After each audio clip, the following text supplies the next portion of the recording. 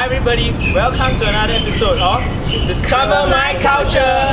On today's episode, a viewer has sent in a letter which says, does modernization in Singapore reduce rich cultural practices to its economic value and function? Before we can proceed, let's take some time to understand what we are dealing with. Firstly, let's look at the term modernization. The modernization theory looks at how new technologies and systems are leading to a more homogenized world. In Singapore's case, modernization is a model of an evolutionary transition from a traditional to a modern society, cast in Western-centric modernization and industrialization. Next, let's talk about the rich cultural practices that are found in Singapore. The word rich placed here, I believe, stems from our multi-ethnic background and colonial background, which suggests a large diversity that makes it rich. However, meanings and interpretations of our cultural practices are being contested, especially as modernization is the main focus of Singapore's development. The Civic District Trail, which we have selected, is one of the heritage trails which is marked out by the National Heritage Board. Through this trail, we can see that the term heritage does not simply describe cultural traditions and artifacts belonging to a particular community, but it is a value-laden concept, embracing differences of interpretation that are dependent on class, gender, locality, and with the concept itself locked into wider frameworks of dominant and subversive ideologies. We have chosen 6 sites out of the whole trail. These 6 sites represent the different aspects of Singapore which the state would like to showcase to tourists. These trails are being promoted as a unique tourist attraction with historical buildings and green open spaces. We have chosen 6 sites out of the whole trail. These 6 sites represent the different aspects of Singapore which the state would like to showcase to the tourists. These trails are being promoted as a unique tourist attraction with historical buildings and green open spaces. The 6 sites are Chimes, which is used for entertainment purposes, Raffles Hotel for economic purposes, MICA, the Ministry of Information, Communication and the Arts, used as the government building for political purposes. As for Fort Canning Park, it is a green open space located within the CBD. The Peranakan Museum is an arts and cultural center. The St. Andrew's Cathedral are used for religious purposes. All these places are marked as historical places with linkages to our colonial past. The change in culture at the sites are used as evidences and representative of how Singapore's culture in a large framework has been changed by the processes of modernization. Through the Civic District Trail, it can be seen that modernization has reduced rich cultural practices to its economic value and function. Cultures that has been retained and preserved serves economic purposes to museumize these heritage places in the Civic District Trail. At the same time, cultural practices have been hybridized to take on new forms of culture. Chimes was used as a Catholic convent for 131 years, and it was once known as the convent of the Holy Infant Jesus. However, the government has decided to convert the Chimes premises into an entertainment center with nightclubs and restaurants since the place was located at the heart of the city.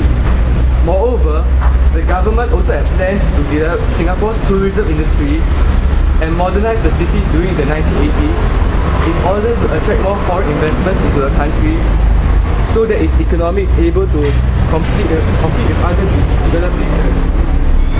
The North Bridge Road area where Chimes stands was designed by the government to be the heart of the city since it was located near Orchard Road.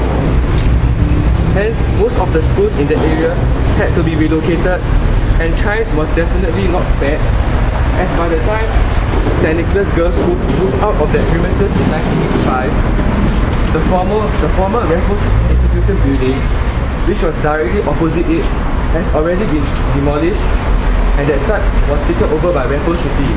Chimes has a rich history, as it was the first missionary school to be set up by Father Nicholas Larry. It was also an important moment for the Catholic community, as the setting up of CHIJ reflected the missionary movement of the Catholic faith in Singapore and the Asian region. Contrary to most of the other local schools during that period of time, CHIJ was an English medium school, and English was rarely used as a mode of teaching instruction during the pre-independent days. CHIJ was also different to most of the schools, as it was seen as a charitable school which mainly catered to the needs of the poorest children. Young women volunteers were deployed by the school to gather poor children and educate them at a time Furthermore, CHIJ has a strong Catholic culture and places a strong emphasis on religious values. This is evident from the presence of the Chimes Hall at the entrance of the site, which was used for Catholic masses and prayer sessions while CHIJ was still utilizing this site.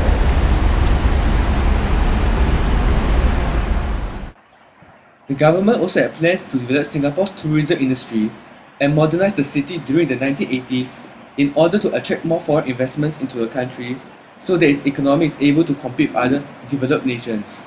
Furthermore, the Bras Basah area was earmarked for development into a modern city district since it was located in between the bustling Orchard Road shopping district and Shenton Way.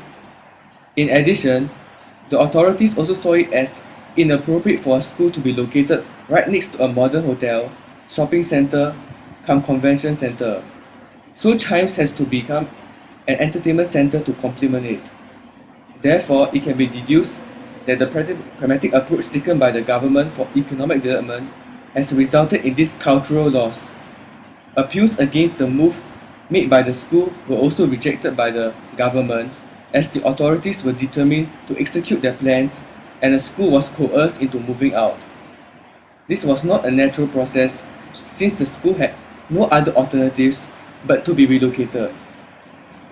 Hence, we can see that the original function of this place has completely been transformed through space and time from one where students receive education and practice their religious beliefs into a place where activities for monetary gains are conducted.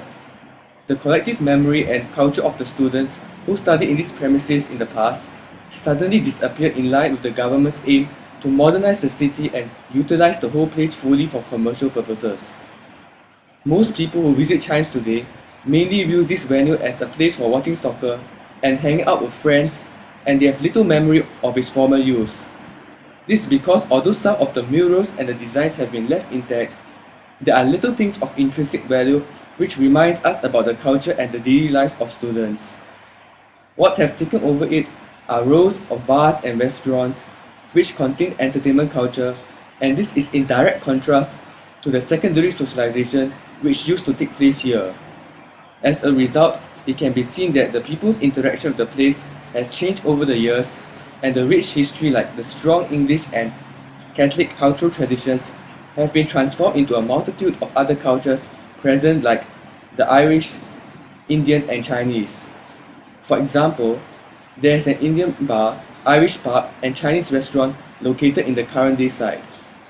The Chimes Hall original function as a religious venue has also been transformed into a site where the religious practices have been completely eroded, and this place is currently used for wedding functions, which brings in additional revenue for the owners. Therefore, modernization in the example of Chimes has indeed reduced rich cultural practices into its economic values and functions. Instead of being demolished to make way for modern buildings, the Raffles Hotel was preserved and retained because it has a strong significance to Singapore's cultural past. It was also one of the longest serving hotels in the world, and it shows a key representation of the European community which used to reside in Singapore during the colonial period of time.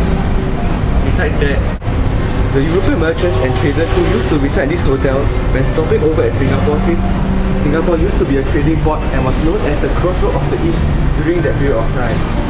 In addition, the long bar and courtyard at Raffles Hotel were also patronized frequently by the British colonial